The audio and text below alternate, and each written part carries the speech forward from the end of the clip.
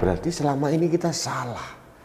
Salahnya harusnya memanggil Habib Susilo Bambang Yudhoyono atau Habib Agus Harimurti Yudhoyono atau Habib Ibas Baskoro Yudhoyono.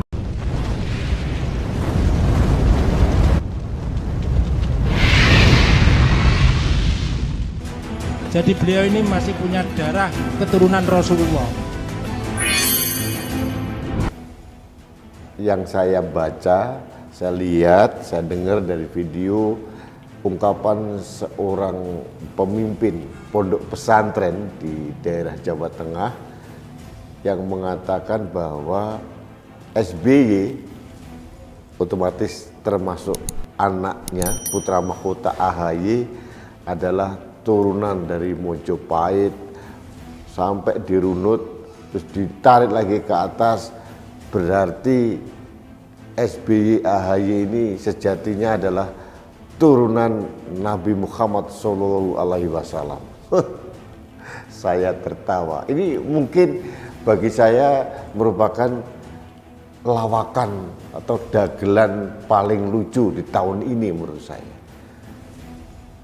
Politisasi keturunan ini muncul kembali, lahir kembali.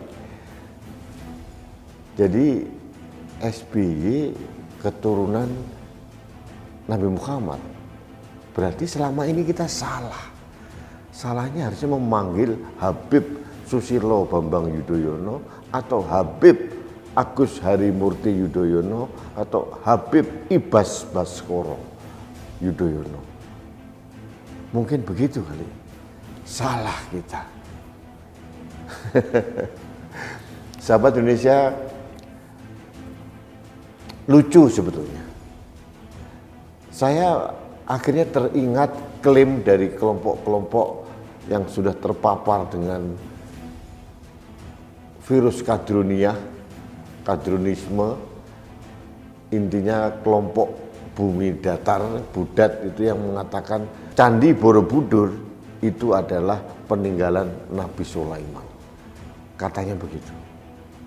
Jadi klaim-klaim sejarah bahwa itu adalah Wangsa Sailendra dan sebagainya itu dipatahkan. Jadi diklaim turunan Nabi Sulaiman. Sama dengan Habib-habib palsu yang selama ini merajalela. Oh, saya keturunan Nabi Muhammad. Saya keturunan tertinggi, sehingga kita ini terbiasa dibodohi dengan keturunan-keturunan siapa, bajunya apa, mukanya seperti apa, hidungnya mancung atau tidak. Modelnya seperti itu.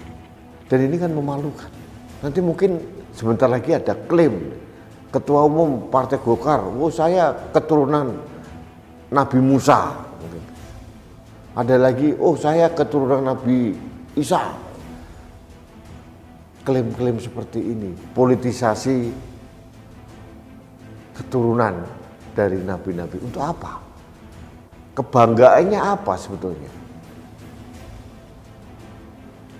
Karena SBY dari Pacitan, Jawa Timur langsung ditarik garis bahwa dia keturunan Raja Mojopahit.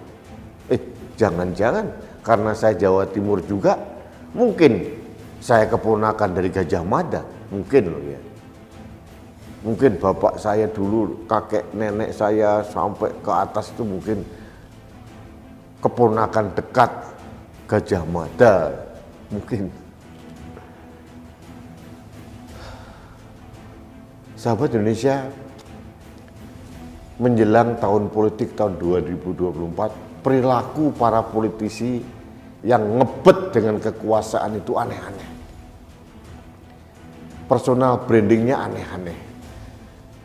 Dulu ada salah satu elit politik bertebaran balihonya di seluruh Pulau Jawa.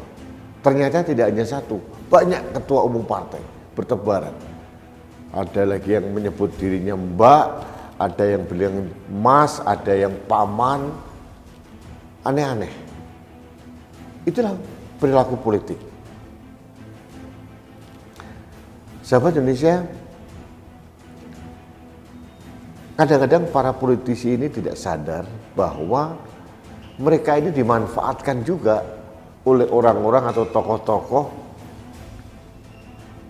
seperti, mohon maaf, oknum-oknum dari pimpinan pondok pesantren atau pimpinan kelompok tertentu, pimpinan ormas tertentu, bahwa mereka ini memanfaatkan pansos atau panpol dari para elit politik itu dengan yang tadi, oh Anda ini sebetulnya turunan Nabi Muhammad, pantas disebut Habib, seperti kasusnya AHY. Nah, ini menarik ya, sama persis klaim-klaim dan pembodohan-pembodohan ini dilakukan oleh pemuka-pemuka agama. Ini sering terjadi ya. Dulu waktu Pilpres tahun 2019,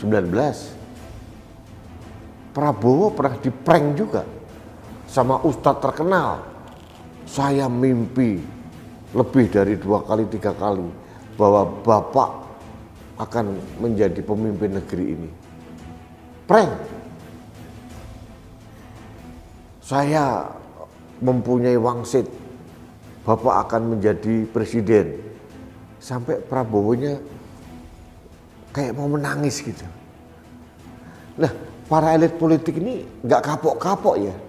Mereka ini merasa hebat, merasa dia klaim turunan ini, tapi sebenarnya mereka sedang diperbodoh sendiri oleh elit-elit dari ormas, pondok pesantren, elit agama.